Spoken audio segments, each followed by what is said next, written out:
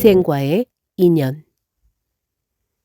옥계 노지는 어려서 아버지를 여의고 집이 가난했기에 남원에 살면서 나이가 이미 찼지만 결혼하지 못했다. 노진의 당숙이 무관으로 당시의 평안도 선천고을에 수령을 지내고 있었다. 노진의 어머니는 노진에게 선촌으로 가서 혼례비용을 좀 얻어오라고 했다. 노진은 떡거머리 모습 그대로 하염없이 걸어 선촌에 이르렀다. 관악 문지기가 들여보내주지 않고 기다리라 하자 길에서 서성이고 있었다. 때마침 새 옷을 곱게 차려입은 나이 어린 기녀 하나가 그 앞을 지나다가 걸음을 멈추고 서서 노진을 자세히 살펴보더니 이렇게 물었다. 도련님은 어디서 오셨어요?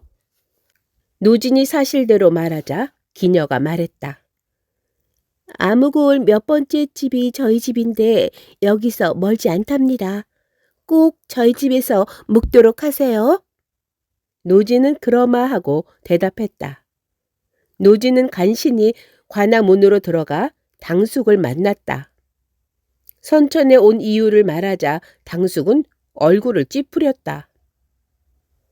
이곳에 부임한 지 얼마 안 됐는데 관아비지 산더미처럼 쌓여서 걱정이 태산이구나.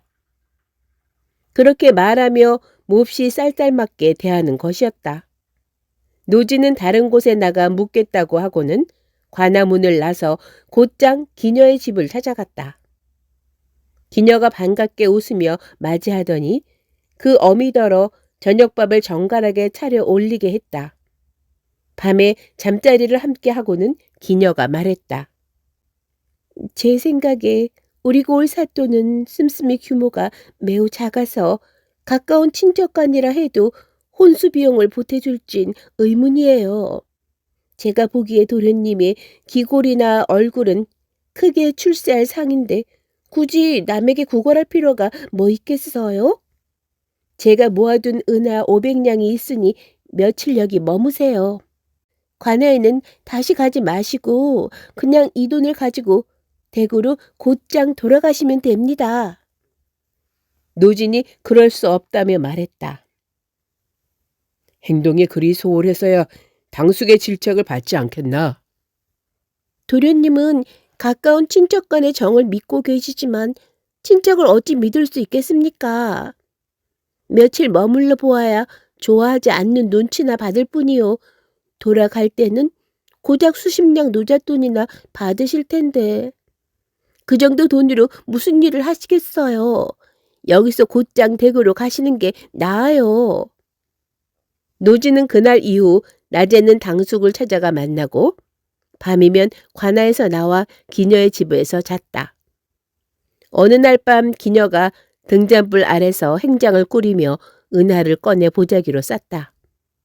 새벽이 되자 마구간에서 좋은 말 한 필을 끌고 와 짐을 싣고는 어서 출발하라며 이렇게 말했다. 도련님은 10년 안에 분명히 높은 벼슬을 하실 거예요. 저는 몸을 깨끗이 지키며 기다릴 것이니 다시 만날 기약은 오직 이 한 길뿐입니다.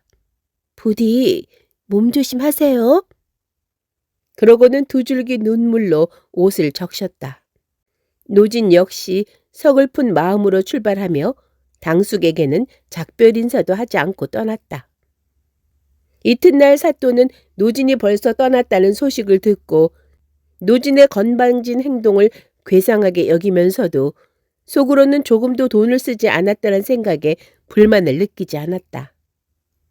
노진은 출발한 지 며칠 만에 무사히 집에 돌아왔다. 결혼을 하고 살림을 잘해서 의식 걱정일랑 조금도 없었다. 이에 각고의 노력으로 공부해서 4, 5년 뒤 과거에 급제했고 임금의 총애를 받아 얼마 뒤에 암행어사로 평안도를 순시하게 되었다. 노진은 기녀를 보고 싶은 마음에 당장 기녀의 집을 찾아갔다.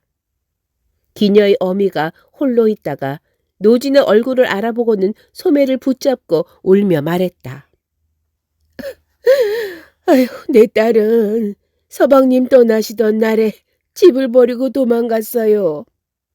간 곳도 모르는 채 그 뒤로 소식이 영영 끊어져 벌써 몇 년이 흘렀군요.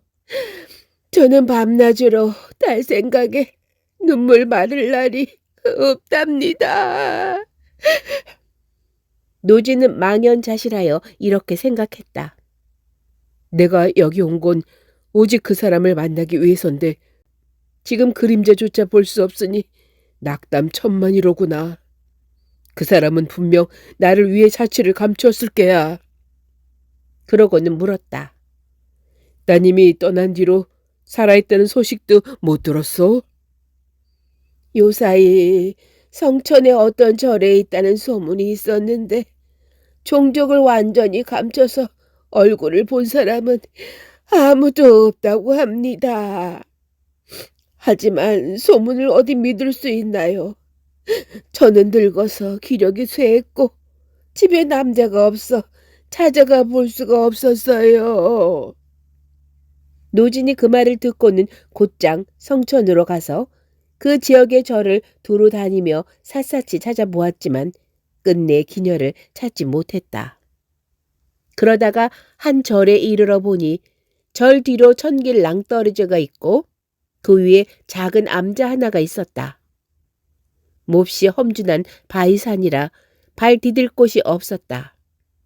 노지는 넝쿨이며 등나무를 잡고 간신히 바위산을 올라갔다. 암자에 오르니 2명의 승려가 있었다. 기녀의 행방을 묻자 그들은 이렇게 말했다. 4, 5년 전에 20살 가까이 된 여인이 와서 예불하는 수자에게 아침 저녁 밥값이라며 약간의 돈을 주었습니다. 여인은 늘 불상 앞에 탁자 아래 엎드린 채 머리를 풀어 얼굴을 가리고 지냈습니다. 아침밥과 저녁밥은 창틈으로 들여보내게 하고 대소변을 볼 때나 잠시 문 밖에 나왔다가 곧바로 들어갑니다. 4, 5년을 한결같이 그렇게 지내왔습니다. 저희는 모두 여인이 보살이나 생불이라 여겨 감히 가까이 다가가지도 못하고 있었습니다. 노지는 여인이 바로 기녀임을 알아채고 수자에게 창틈으로 이렇게 말을 전하게 했다. 남원의 노도령이 낭자를 보고 싶은 일념으로 왔으니 문을 열고 나와 맞이하는 게 어떻겠소? 여인은 수자를 통해 물었다. 노도령이 오셨다면 과거 급제를 하셨습니까? 못하셨습니까? 노지는 과거 급제에서 지금 암행어사가 되어 왔다고 말했다. 그러자 여인은 말했다. 제가 여러 해 동안 자취를 감추고 고생한 것은 모두 서방님을 위해서였습니다.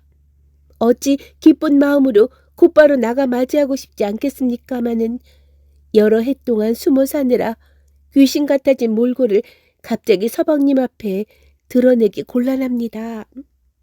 저를 위해 10여일 머물러 주시면 깨끗하게 씻고 단장해서 예전 모습을 회복한 뒤에 만나겠습니다. 노지는 그 말대로 암자에 머물렀다. 며칠 뒤 여인이 곱게 단장하고 옷을 잘 차려입은 뒤 나와서 노진과 만났다. 2 사람이 손을 맞잡으니 슬픔과 기쁨이 동시에 밀려왔다. 암자의 승려들은 그제야 2 사람의 사연을 알고 감탄에 마지 않았다. 노지는 성천 관아에 연락하여 가마와 말을 빌린 다음 여인을 태워 선천으로 보내 그 어미와 만나게 했다. 노지는 임무를 마치고 조정에 돌아와 보고한 뒤 선천으로 하인과 말을 보내 여인을 데리고 와 함께 살며 평생토록 사랑하고 아꼈다고 한다.